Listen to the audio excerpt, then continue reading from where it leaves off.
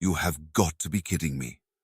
Jerry Walker stared in disbelief at the four-eyed alien doctor standing impatiently before him, its translator implant causing its words to buzz out in an otherworldly tone. I'm afraid not, Mr. Walker.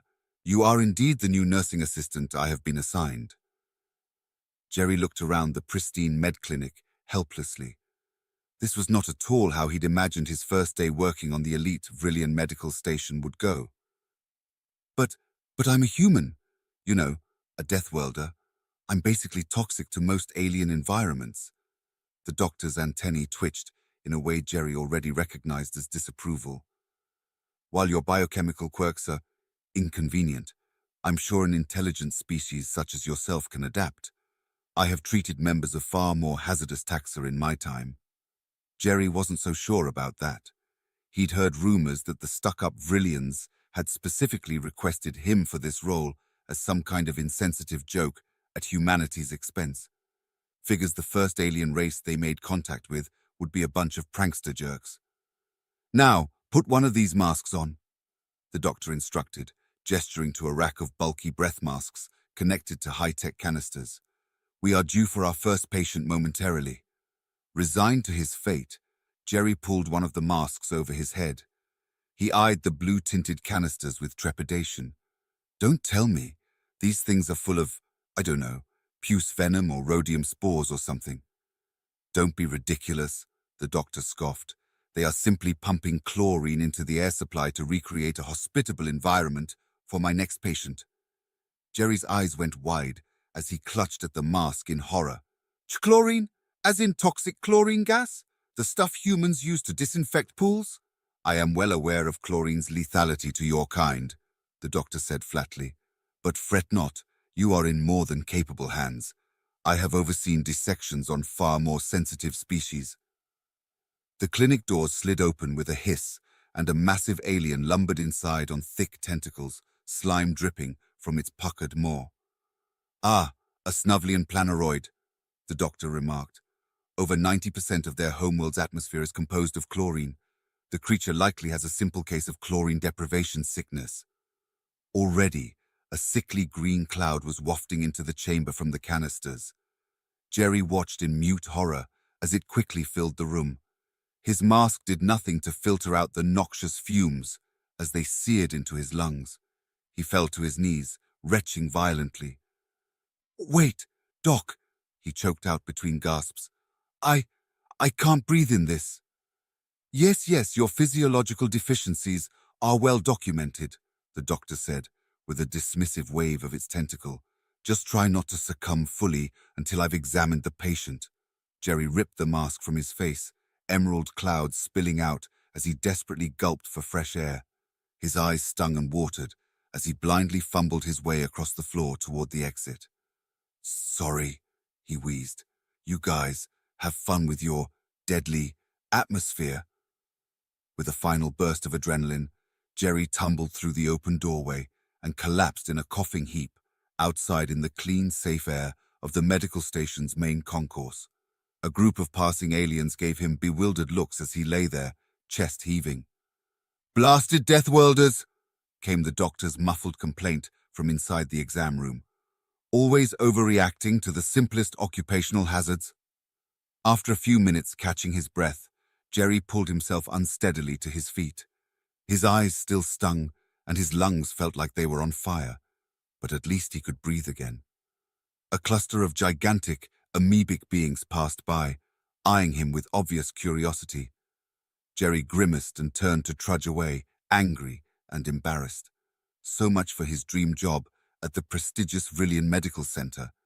At this rate, he'd be lucky if they didn't kick him off the whole station. Excuse me, sir? Jerry glanced back to see a diminutive alien, little more than a floating orb, really, drifting over with a look of concern on its big-eyed face. Are you okay? I saw you come running out of there coughing and— Yeah, I'm just fine, Jerry interrupted gruffly. He wiped some residual chlorine mist from his eyes. Stupid doctor just thought it would be hilarious to try and gas me to death on my first day is all. The creature's eyes somehow got even bigger. Oh my, that's just I'm so sorry, sir. Please come with me. I'll get you some hydration supplements and maybe an anti-allergen. Don't worry about it, Jerry grumbled, too humiliated to make a scene. I'll just find the station's human embassy, grab my stuff, and book the next transport back to Earth. Now wait just a multidimensional minute, Buster. Jerry startled at the new, distinctly un-alien voice that cut across the concourse. He turned to see a burly human woman in nurse's scrubs marching toward him, brown hair pulled back in a tight bun. "You're the new Vrillian med staff hire, ain't ya?" she said, poking him hard in the chest with her finger. "Jerry Walker, fresh off the orbital transfer from Earth." Yeah? That's me, I guess." She nodded grimly. "Well, you listen here, kid. Being the only human working in an alien hospital is guaranteed to be tough. You'll deal with ignorant poly-slimes who think we're savages, incompetent med gasholes who are too stupid to admit we have different biochemistries, xenophyte boneheads who'll try to kill you with their hilarious little pranks." She leaned in close, eyes hard. "But you can't just quit on your first day, got it? You walk away after one lousy chlorine-filled room. You're letting every damn Deathworlder who came before you down. Ain't nobody said this job would be easy." Jerry felt some of his indignant anger fade in the face of her stern lecture. The grizzled human nurse was clearly someone who knew what she was talking about. "So, you're saying I should just walk back in there while he's still pumping poison gas into the vents? How is that remotely a good idea?" The nurse crossed her arms, unmoved. "Of course not, dummy. You find ways to work around all the crap they'll try to pull. Customize your own breathers to filter the bad stuff. Ask for hazard accommodations. Do a little peaceful protesting when the ignoramuses get out of line.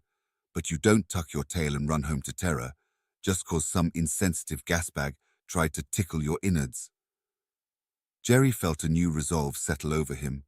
Sure, the Vrillian doctor may have been an inconsiderate jerk on his first day, but he'd trained too hard, moved across the galaxy, overcome too many obstacles just to give up now.